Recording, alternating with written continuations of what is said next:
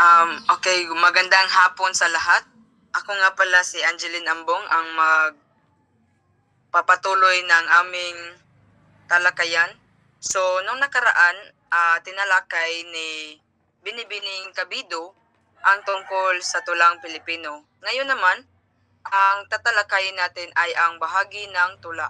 So una, ang tema.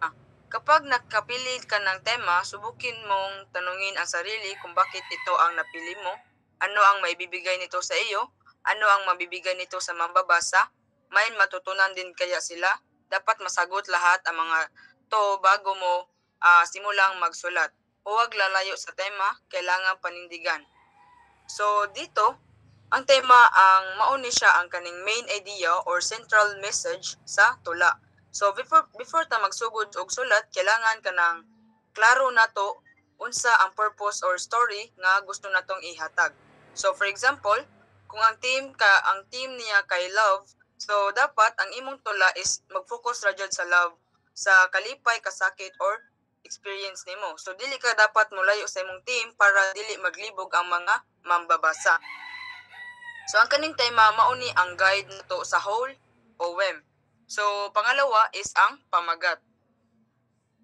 Bago mo simulan ang tula, isipin mo na ang pamagat. Kung layuan mo, baka iba na ang ulo at katawan. Kung bulaklak ang pamagat is kailangan tungkol sa bulaklak o dalaga ang tula. So ang kani siya mauni ang unang makuha sa atensyon sa tawo. So mauni siya ang kanang maghatag idea kung unsa ang topic sa poem.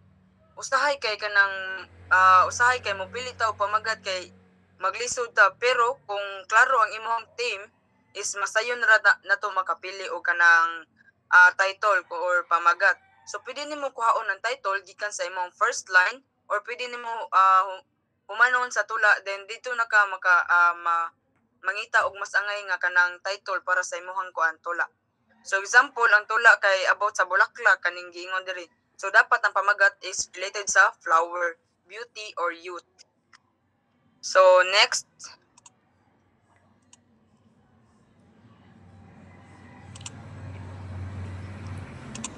So next is ang estilo. Ito ay uri o anyo ng tula kung paano ba ito naisulat, kung talagang linya ba ang isang saknong, kung ilan ang salita ng isang linya at iba pa. Isa pang estilo ang paggamit ng maliit na letra sa umpisa bawat salita. So maaring kapital lahat ng umpisa depende sa gusto ng makata. So ang estilo is napasabot kung unsaon nimo pagsulat sa imong tula. Kung short ba ang lines, long ba, or nabay rhyme or free verse. So unsaon nimong agreement o kanang unsa imong pamagi sa imong words. So pwede nimo pilian kung capital letters ba ang start sa every word or lowercase tanan. So ang kaning estilo kay mao ni ang kaning personality sa writer sa iyahang tula. So pang-apat ay ang simula. Kung paano simulan ang kalimitan ang pinakamahirap na bahagi sa paggawa ng anumang sulatin, lalo na sa tula. Pero kapag naumpisahan mo na, hindi na mahirap na dugtungan. Kailangan sa umpisa pa lang ay madakip mo na ang interest na yung mambabasa.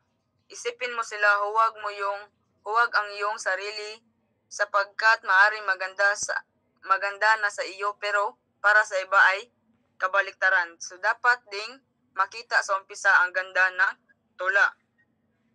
So ang kaning simula is mao ni ang pinakauna nga part no kay start man sa poem. O importante kayo ni kay kanang mao ni ang mo-attract sa mga reader para makanang makuha ang ilang attention ba nga kanang mo basa jud ani.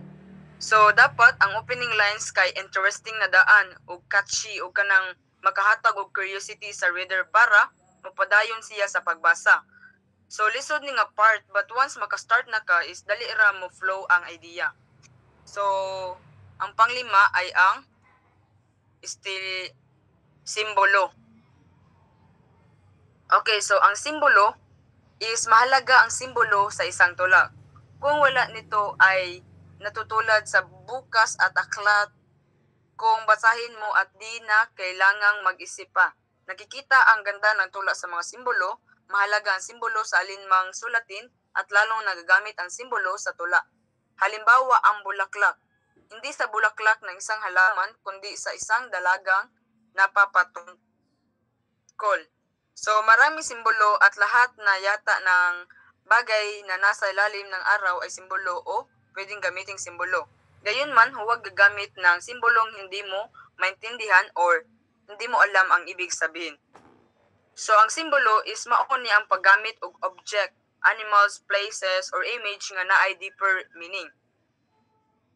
So, sama sa giingon diri, example no, ang bulaklak sa tula, dili lang bulaklak, pwede siya simbolo sa beauty, innocence, or love. So, ang symbolism ay or simbolo, naghatag o kanang artistic effect o napa-deep sa meaning sa tula. And that's all my part, and the next reporter will be Binibining Trazona, Ana Marie. Maraming salamat.